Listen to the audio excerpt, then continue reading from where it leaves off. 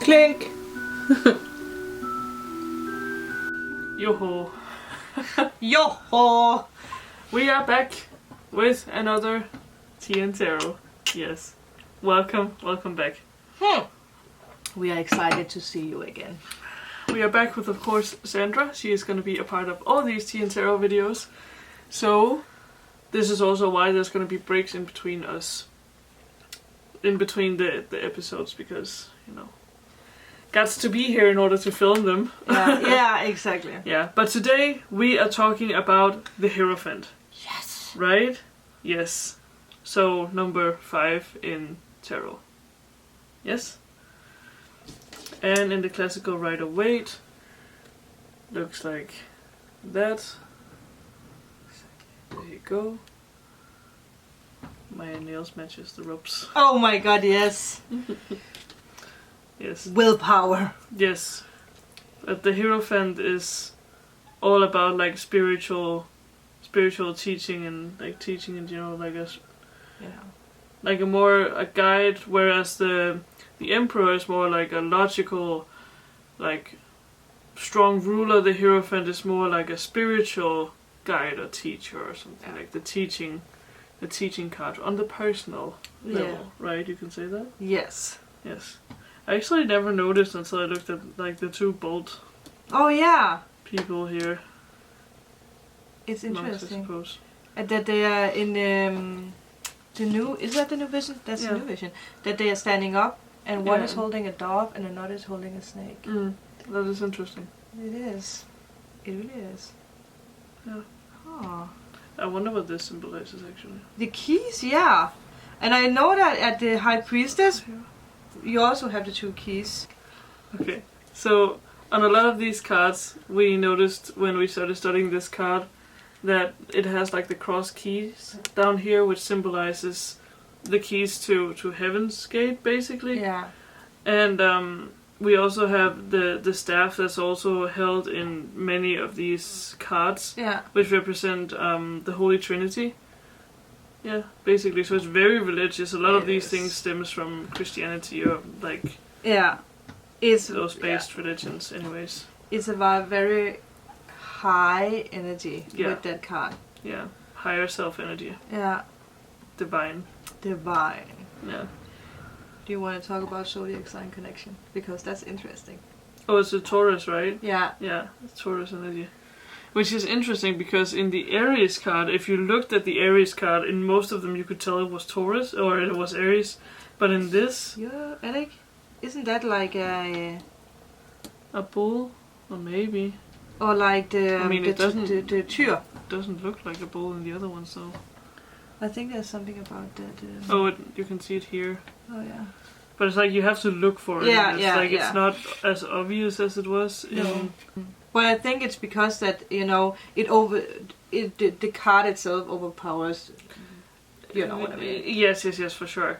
Like it's not the important part of the meaning of the card. Of the meaning of the part of the meaning of the card. It is there though. It is, yeah. Yeah. It's interesting how upset the Hierophant looks in a lot of these cards. It is really like the Hierophant looks slightly worried. Like you know? Yeah. A lot of, like, he has a lot of pressure on him. Like, people look up to him. Yeah. Yeah. Yeah, so if you get that in, like, a self position in a reading, that could be... Like, if you draw it for the position of self... Yeah. Yeah, it could be that you have, like, a lot of pressure on your shoulders and you have a lot of... Yeah. You know... It can also be changing your religion. Oh, yeah, yeah. Being more spiritual or becoming, I don't know, more Christian, whatever. Right. Again, religion can be a lot. Yeah, becoming more whatever it is. Yeah, exactly. Yeah, or looking into that side of you more, even maybe. It's also the card of marriage. If you do a love reading and you get that card, it probably will symbolize marriage. It's actually also interesting that it's in most of these cards, it's a male. And then we have like a few cards as female. Yeah, 2 cards, right? 2 cards are female. Female, yeah. And then we have the animals as kind of a side story, but... I mean, as opposed the Hierophant here could be a female. Technically, there's no beard. No, exactly. No. It could be a priestess. Yeah. Yeah.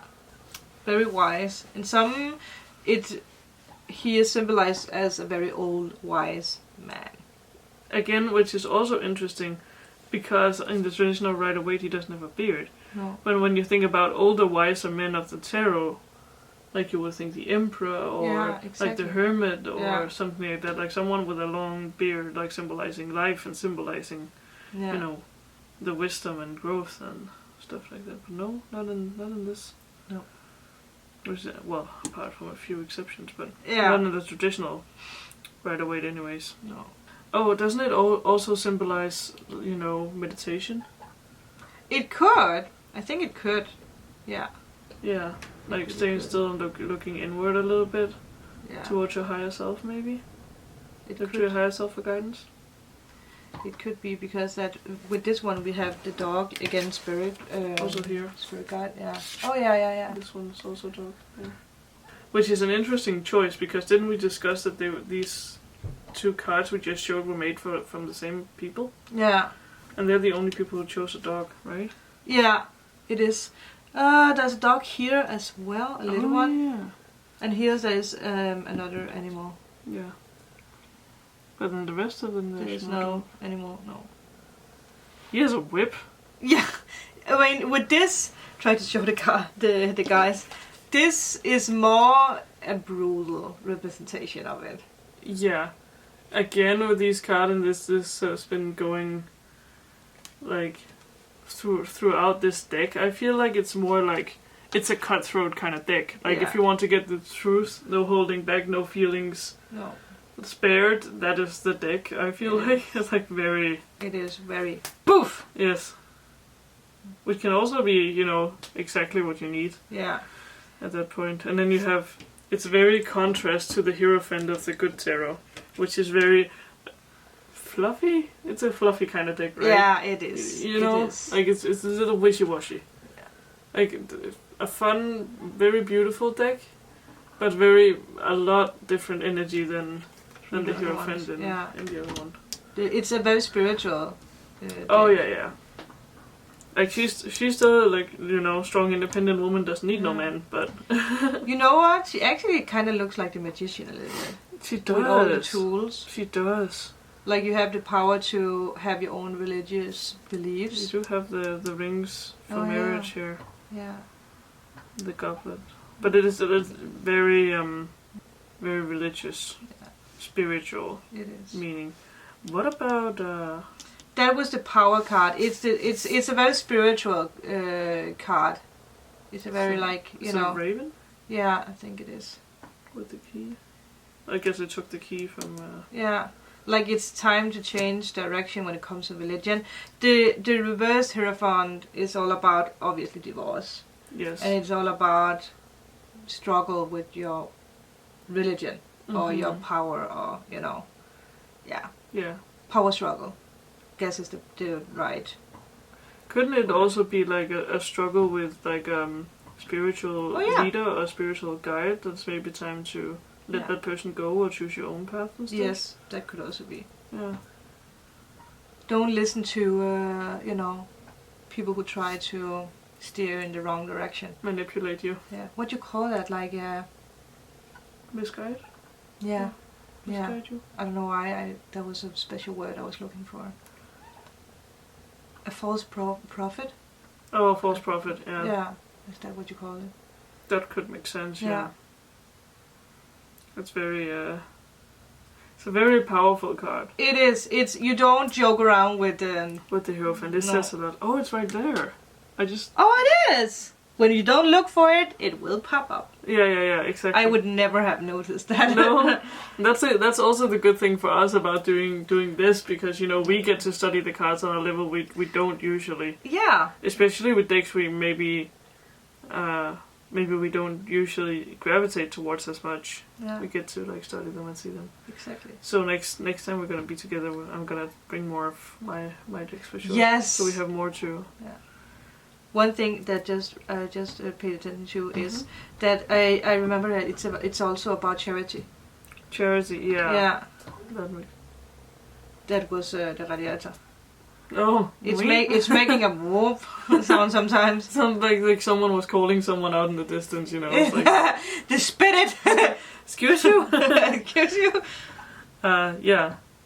But super interesting card, very powerful. It's one of those cards where you pull it and you're like... Oh yeah, in the beginning I hated getting the Hierophant. I guess it's a little, you know, intimate. It's kind of, like, I wouldn't say, well, yes. Yeah. Let's not lie, it's a little intimidating card at first. Because a lot of the major arcana, you're looking at it, you're like, yes, this is it. But the Hierophant is like, you know, I feel like the spiritual side of someone is such a big thing that I felt like at least that I had to word myself a little more carefully, because it's also one of those places where, yes, you have to tell them what you see. Yeah. But also I didn't want to step on people's toes. It is, again, religion. Yeah, and it's like if you're reading for someone who has like a very like strong spiritual like fit like person, like a spiritual guide, and you tell them and you pull the Hierophant reversed, like that could piss people off. Like I had to do that in readings. Oh, you did? Yeah, and I had someone who didn't answer me in 3 weeks, and she answered me after the 3 weeks and was like, "I did need to swallow the message, but you're right." Yeah. And that was about religion and about, you know.